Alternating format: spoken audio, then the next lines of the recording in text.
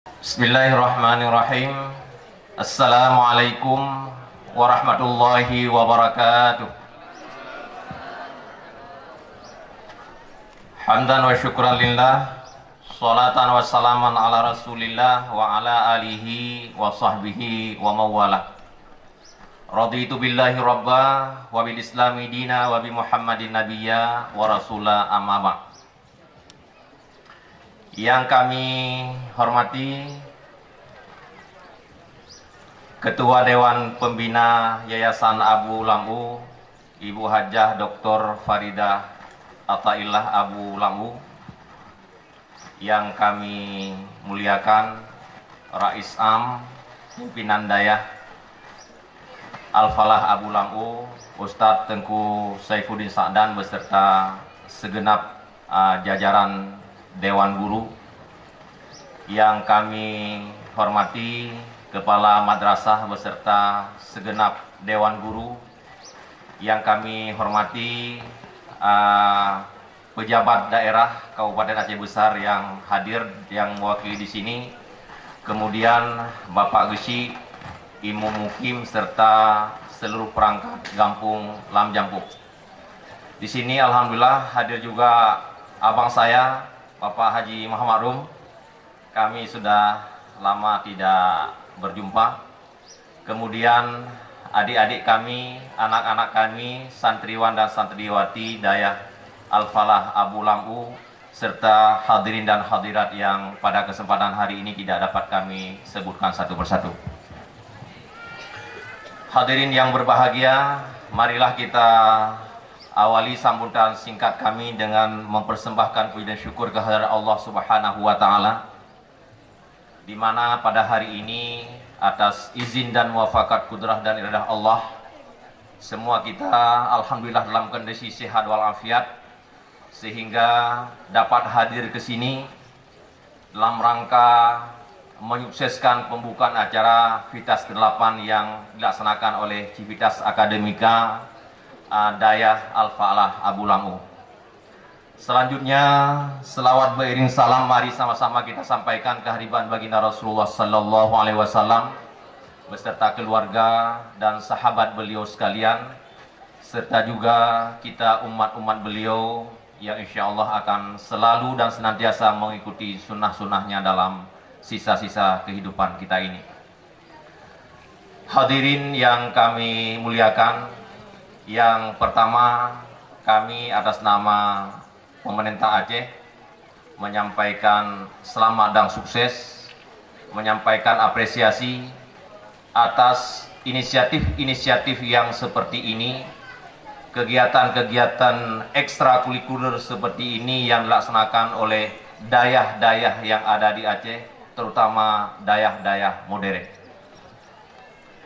Bagi pemerintah Aceh, bagi kita semua, tentu kegiatan-kegiatan seperti ini adalah suplemen. Kegiatan-kegiatan seperti ini adalah energi tambahan di luar kurikulum-kurikulum yang telah ada di masing-masing daerah di Aceh. Kita tahu bahwa kehidupan kita di negeri ini semakin hari semakin berat. Tentu tantangan yang dihadapi oleh anak-anak kita nantinya setelah mereka besar bukanlah seperti tantangan yang kita hadapi pada masa-masa kita dulu. Karena itu, ilmu pengetahuan dan penguasaan teknologi belum cukup memadai untuk menghadapi berbagai persoalan hidup mereka di masa yang akan datang. Kecerdasan intelektual juga belum bisa menjawab sesuatu persoalan yang akan muncul kemudian. Di sini ada hal lain yang kadang-kadang kita abai kepada anak-anak kita, adalah kemandirian dan percaya diri. Dengan intelektual yang terbatas, tetapi bila mereka percaya diri dan memiliki kemandirian, maka mereka akan bisa melewati persoalan-persoalan kehidupan lainnya. Beberapa waktu yang lalu saya membaca di sebuah media nasional di Kompas hasil penelitian. Disebutkan bahwa kontribusi kesuksesan anak-anak kita setelah mereka bersekolah dari sisi kecerdasan intelektual hanya sekitar 40%. Selebihnya anak kita ini akan didukung kesuksesannya, akan mendorong kesuksesan mereka lebih kepada kecerdasan emosional dan kecerdasan spiritual. Selama ini kadang-kadang kita merasa minder, merasa marah ketika anak-anak kita rankingnya terlalu rendah di sekolah. Kecerdasan intelektualnya terlalu tidak menggembirakan, sehingga kita menganggap anak kita tidak memiliki masa depan. Sehingga bersamaan dengannya kita lupa melakukan sentuhan-sentuhan yang terkait dengan kecerdasan emosional dan kecerdasan spiritual. Padahal banyak orang-orang muda yang pada masa-masa kemarin seangkatan kita yang mereka lemah secara intelektual, tetapi ketika muncul dalam masyarakat, mereka bisa sukses menjadi orang-orang besar karena mereka cerdas secara emosional dan cerdas secara spiritual. Karena itu, apa yang dilaksanakan pada hari ini, kegiatan Vitas 8 yang dilaksanakan hari ini adalah saya kira bagian dari cara Dayah Al-Falah Abu Lampu ini menjawab sebagian persoalan anak-anak kita di masa yang akan datang. Kemandirian dan percaya diri saya yakin bisa diasah dan dibina melalui kegiatan-kegiatan seperti yang kita laksanakan hari ini. Karena kami yakin dan ingin kami sampaikan kepada adik-adik kami, para santriwan dan santriwati Al-Falah, bahwa kita harus memiliki keyakinan dan bahwa kita harus memiliki tekad bahwa pada masa-masa yang akan datang, 15-10 tahun yang akan datang, kita harap Aceh dan tidak hanya Aceh bahkan Indonesia akan diwarnai oleh karya-karya penampilan figur-figur santri yang akan mengisi posisi-posisi strategis aparatur negara, baik di tingkat yang rendah, DPR, gubernur, camat, bupati, dan sebagainya. Jadi hari ini sebagaimana kita ketahui, ada teori yang hasil penelitian bahwa bangsa Indonesia, masyarakat Indonesia termasuk masyarakat Aceh itu dibagi ke dalam 3 kategori. Ada abangan, ada santri, dan ada priai. Persoalan-persoalan keumatan di Indonesia yang kemudian terformalisasikan dalam regulasi-regulasi kenegaraan, terutama di awal-awal Orde Lama dan di awal Orde Baru, itu adalah karena kehadiran priai dan abangan yang terlalu dominan dalam struktur pemerintahan. Sehingga ada kasus undang-undang perkawinan, ada kasus azas tunggal, ada kasus ormas, undang-undang keormasan, dan berbagai kasus-kasus lainnya yang memojok umat Islam. Ini dikarenakan dalam struktur pemerintahan dan pengambil kebijakan pemerintahan, baik di eksekutif, legislatif maupun yudikatif, lebih didominasi oleh kelompok-kelompok abangan dan priai, sehingga mereka membenci Islam dan aktivitas Islam dan tidak memiliki empati sama sekali.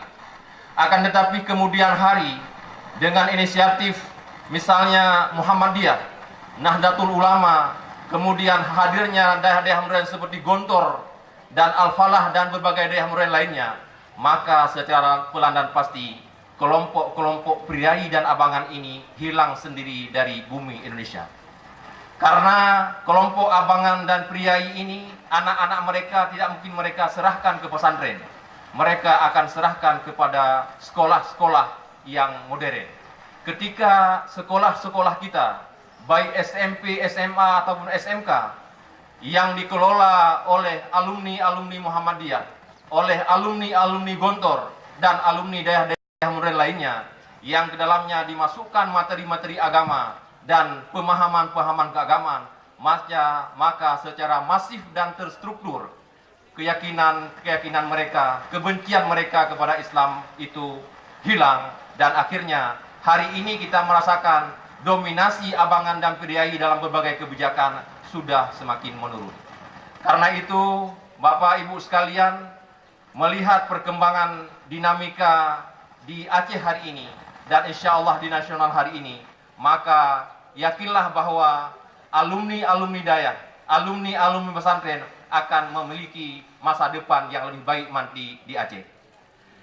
Dayah-dayah Salafi dengan sejumlah kebijakan Diknas dan Kementerian Agama, ijazah mereka nanti bisa mereka gunakan untuk masuk TNI Polri, untuk mengikuti tes CPNS dan sebagainya.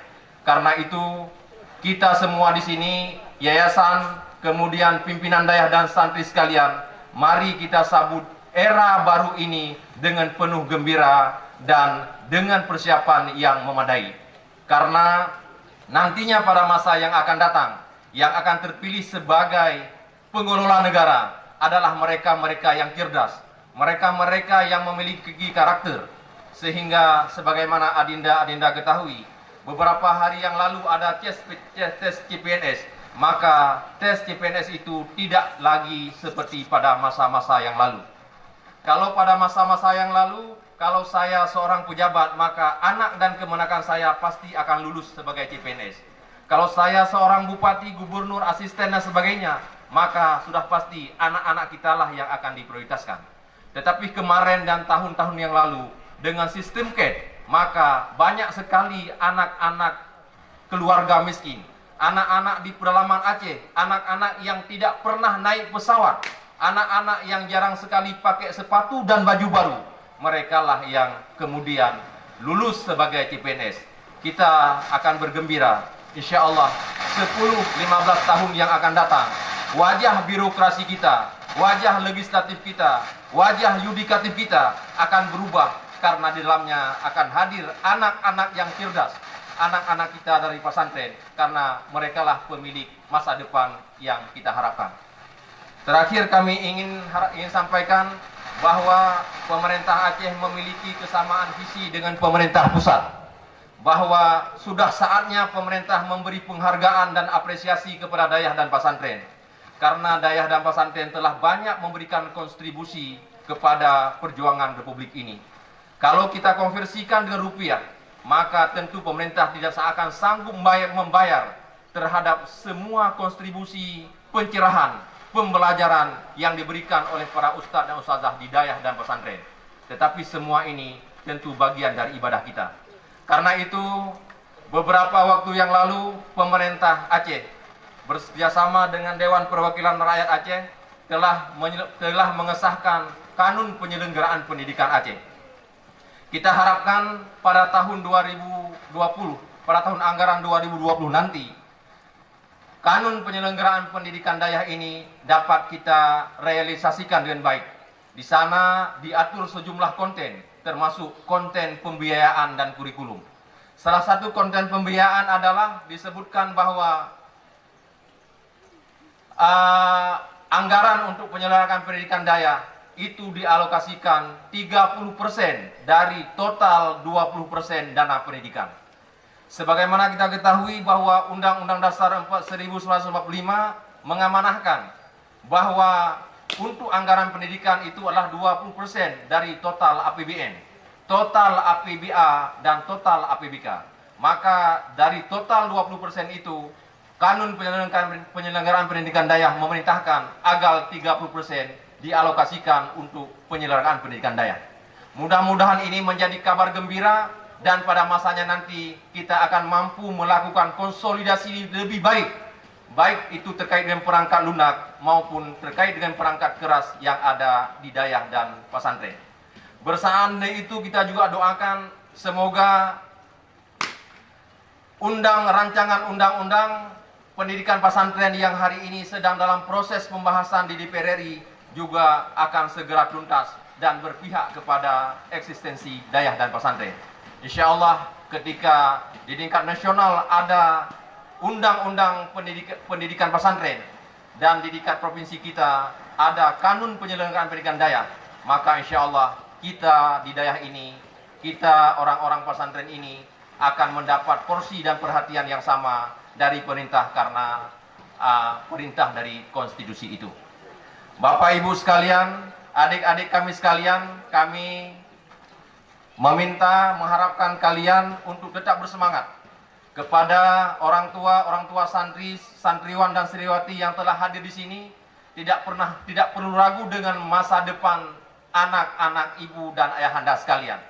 Karena ayah bunda menitipkan anak-anak di sini, ini sudah pada jalan yang benar. Ketika bapak ibu menitipkan anak-anak di pesantren, maka ada dua kewajiban ibu yang sekaligus tertunaikan. Yang pertama, kewajiban dunia untuk memberikan pendidikan yang ideal kepada anak, dan yang kedua adalah kewajiban ibu bapak di akhirat di hadapan Allah sebagai tugas orang tua untuk memberi pengetahuan agama kepada anak.